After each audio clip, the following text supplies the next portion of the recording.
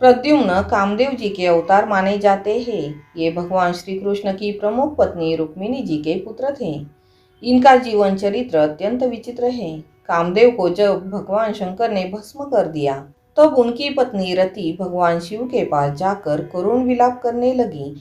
आशुतोष भगवान शिव ने उस पर दया करके उसे वरदान दिया कि द्वापार में जब सच्चिदानंद भगवान श्री कृष्ण का अवतार होगा, तब तुम्हारा पति उनके पुत्र के रूप में उत्पन्न होगा। पति से मिलने की आशा में रति भगवान श्री कृष्ण के अवतार की उत्कंठता के साथ प्रतीक्षा करने लगी।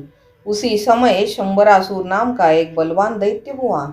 उसने रति को अपने घर में रख लिया। वह शंबरासुर के अधीन रहकर अत्यंत दुखी रहती थी। कालांतर में रुक्मिणी जी के गर्भ से प्रद्युम्न का जन्म हुआ। शंबरासुर को यह ज्ञात था कि रुक्मिणी के गर्भ से उत्पन्न होने वाले भगवान श्री कृष्ण के प्रथम पुत्र के हाथों उसकी मृत्यु होगी। इसलिए जन्म के बाद छठे दिन उसने अपनी माया से प्रद्युम्न का अपहरण कर लिया और उसे मृतक समझकर लवन सागर में डाल दिया। प्रद्युम्न को एक मत्स्य ने निगल लिया। मछुआरे ने जाल डालकर उस मत्स्य को पकड़ लिया और उसे शंबरासुर को भेंट कर दिया।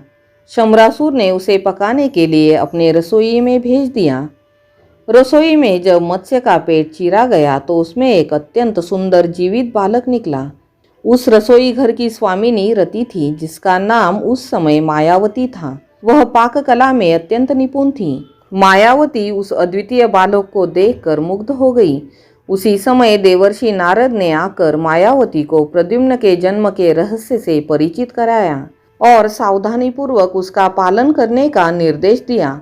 मायावती यत्नपूर्वक प्रद्युम्न का लालन पालन करने लगी। थोड़े ही दिनों में प्रद्युम्न जी युवा हो गए। मायावती के व्यवहार में मातृत्व के स्थान पर पतित्व का भाव था। प्रद्युम्न के कारण पूछने पर उसने बताया कि आप मेरे जन्म जन्मांतर के पति हैं। इस दुष्ट शंबरासुर को मारकर आप मुझे शीघ्र द्वारकापुरी ले चलिए। मायावती की सहायता से प्रद्युम्न ने शंबरासुर का वध कर डाला। उसकी मृत्यु पर देवताओं ने प्रद्युम्न पर आकाश से पुष्पवृष्टि की तथा उसकी प्रशंसा की। तदनंतर मायावती के साथ प्रद्युम्न जी द्वारकापुरी पहुँचे। वे आकार प्रकार में श्री कृष्ण के ही प्रतिरूप थे। उन्हें देखकर रुक्मिणी जी का मातृस्नेह उमड़ आया। उनके स्तनों से स्वयं दुग्धधारा बहने लगी। रुक्मिणी जी सोच रही थी कि यदि मेरा पुत्र कहीं जीवित हो तो इतना ही बड़ा होगा। इतने में ही वह अपने वीणा की मधुर ध्वनि पर भगवानों का संकीर्तन करते हुए देवर्षि नारद पधारे। उन्होंने प्रद्युम्न का वृत्तांत बताते हुए कहा, देवी, यह तुम्हारा ही पुत्र है। यह अपने अपहरणकर्ता शंबरासुर का वध करके यहाँ आया है और यह स्त्री उसके पूर्व जन्म की पत्नी रति है। देवर्षि नारद की बात का अनुमोदन श्री कृष्ण ने भी किया। रुक्मिणी जी ने अपने चिरकाल से बिछड़े हुए पुत्र को हृदय से लगा लिया। इस प्रकार प्रद्युम्न के रूप में कामदेव और रति का फिर से मिलन हो गया। कथा अच्छी लगी हो तो लाइक, सब्सक्राइब और शेयर कर दीजिएगा। धन्यवाद।